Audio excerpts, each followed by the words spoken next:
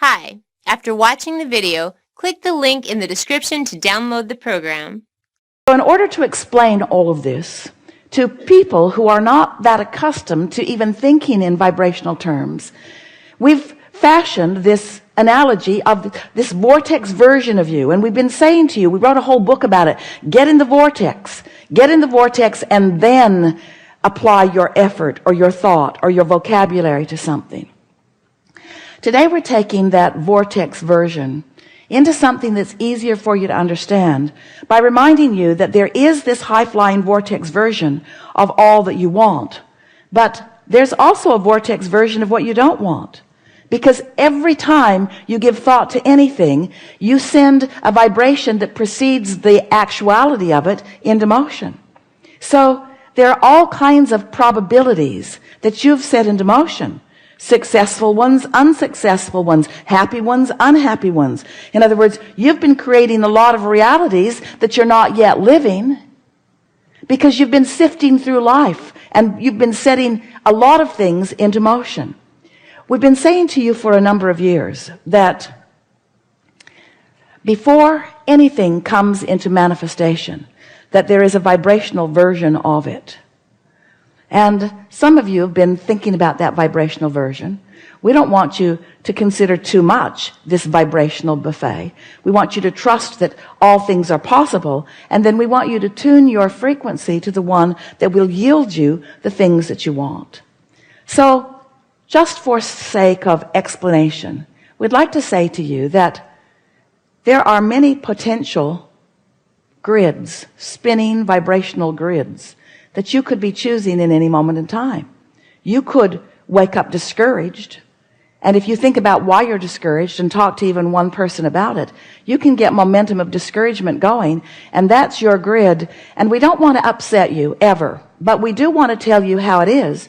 That grid that you establish first thing in the day is most likely the grid that you will keep going mostly through the day, because momentum, which is perpetuated by law of attraction, says that it is most likely. We've been telling you a story for a while. It's a story really that we get from you, because sometimes it sounds to us as if you are saying, Abraham, I have fallen out of an airplane and I do not have a parachute. What do you suggest that I now do?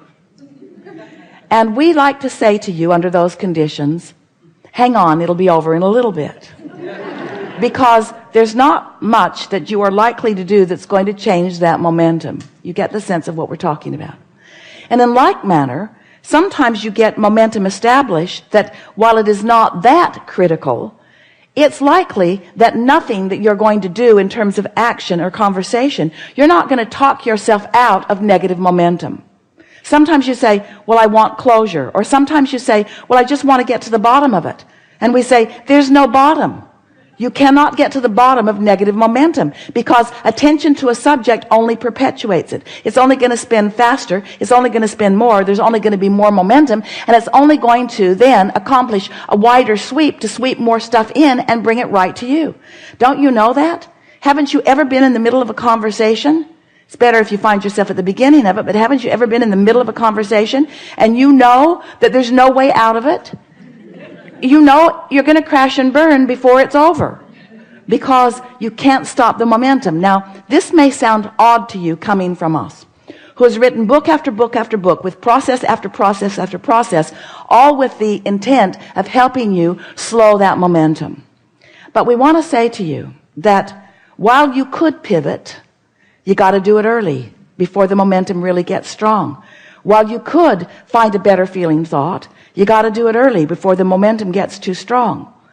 And really, what we are saying to you today is, if you will just be aware of what momentum is, and once momentum gets going, we like to describe to you, and we know you get this, you're standing at the top of the hill with your car, you're in San Francisco, a really good hill going all the way down into the bay, and your car is perched right on the crest of the hill, and it has no parking brake set, and the car is in neutral, and just for fun, you decide you're just going to nudge your car just a little bit, just to see what happens, and it begins to move ever so slowly at first, and then you remember you really like this car. And you also remember that you don't really want any negative repercussion from your car barreling down the hill. And so before it really gets going, you just step out right in front of it and you let it bump up against you and it stops. All is well. You wouldn't want to be at the bottom of the hill trying to stop that momentum, would you? So you understand that once momentum gets going, it gets more speed, it has more force, it collects more of everything that moves along with it. And so we want you to let the cornerstone of this discussion today be around the subject of momentum, because law of attraction is the momentum perpetuator. Law of attraction will gather momentum to whatever you give your attention to. When you find a thought and you focus upon it and you stay focused upon that thought for as little as 17 seconds, momentum ensues, because another thought like it joins it. And then another thought like it joins it. Another 17 seconds, another 17 seconds. By the time you've done that 4 times and you cross that 68-second mark, you've got significant enough momentum going that you pretty much have to take a nap in order to stop that momentum. So when we say to you, it's a good idea to get out ahead of manifestation, what we're really talking about is deciding how you want to feel first, earlier in the day. It's like seeing those discs stacked up, those spinning discs: depression, fear, anger, frustration, overwhelmment, hopefulness, eagerness, passion, love. And if you could just see them stacked up, and early in the day, before any other momentum has been established within you, decide that you want to jump on this disc, and jump on that high-flying disc and set forth a thought, a pure thought that has no resistance in it. You'll have to feel around till you find them, because it really is a personal thing. If you can maintain that thought for as little as 17 seconds, it is our promise to you, momentum will take you from there. And another 17 and another 17. If you can pick your disc early in the day, then you have a very good chance this day of making it through breakfast. Feeling better. Now, you might not make it all the way to breakfast. You might not make it all the way through breakfast, because the fact of it is you've got other momentums going, and there are trigger points all around your life that are going to activate them. But if every morning for just a little while you wake up intent on finding that good feeling disc and managing to accomplish it, and then allowing that momentum to ensue, what you're going to begin to discover is the momentum on those other discs will peter out, because the only thing that keeps them spinning, it really is like that plate spinning act where the genius throws the plates up into the air and keeps them going, and he keeps them going and he keeps them going. Have you seen him? He runs down there and keeps that going, and he runs down there and keeps that going. It's only his attention to them that keeps them going. And the same is true of your discs. It's only your attention to them that keeps them going. And there are a whole lot of discs on your spinning disc act that you would be well to let go for lack of attention. Just let them fall from your experience and just keep the ones going that you want to keep going, because you have a vortex version of so many wonderful things. And as you accomplish a vibrational pattern or habit that equals them, then all kinds of manifestations, starting with a great idea. A great idea is a manifestation. An impulse is a manifestation. That feeling to go into that restaurant, and then a conscious thought, no, that's not the right one for me.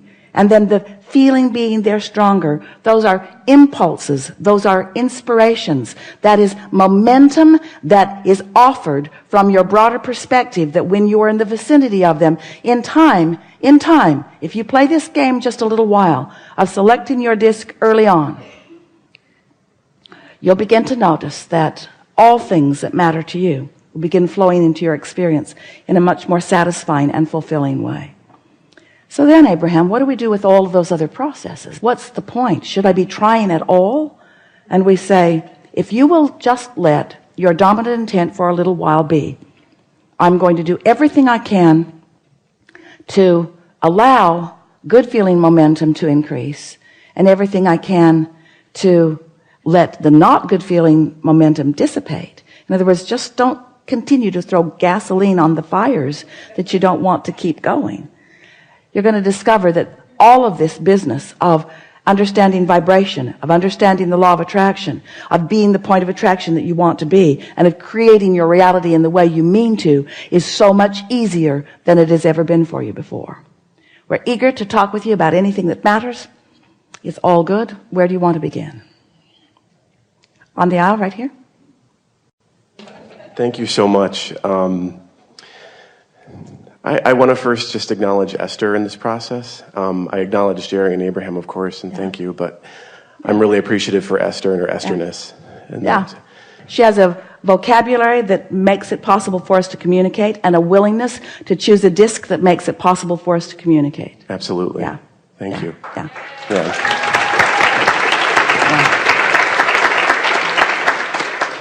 About a year ago, I was in the hot seat, and I had asked a question with regard to individuals that choose to kind of hold themselves at a vibrational alignment with who they really are. And in part of the response to me, you all had said something to the effect of, that when one lines up, that's the difference between genius and mediocrity. And So your question was about people who sometimes do choose to be out of alignment? Yes. In other words, people acknowledge the emotional grid and the scale. So let's just talk about that really briefly. Sure. In terms of the momentum that we were just talking about. Because no one says, I think I'm going to be miserable today. Let's see, of all the discs that I could choose, I choose wretchedness today. Yep, that's about right for me. No one does that. Right. But momentum narrows their choices. In other words, if that's where you've been vibrating, that's your choice. So it's like, I'm not consciously choosing it. I've vibrationally chosen it. Right. So I feel like I have no conscious choice. Yeah. No one means to choose it. They just do, out of habit, out of momentum. Got it. Right. Thank you. In the explanation last year, you'd given a description of saying that when we align up with that which we are, that's the difference between genius and mediocrity. And the leverage of alignment is indescribable. It really is the energy that creates worlds. Yeah. And so while you can't even comprehend it, you can sure feel the difference between hooking into some of that and not. That's what elation feels like. That's what passion feels like. That's what love and appreciation feels like. Yes. That absence of resistance. Yeah. What is Source's definition of genius in broadest sense? Alignment with deliberate choice. Alignment with deliberate choice. Because you're aligning with choices all over the place. And there are people that are geniuses at poverty. Got it. There are people who are geniuses at fear. In other words, it's just a really fast momentum.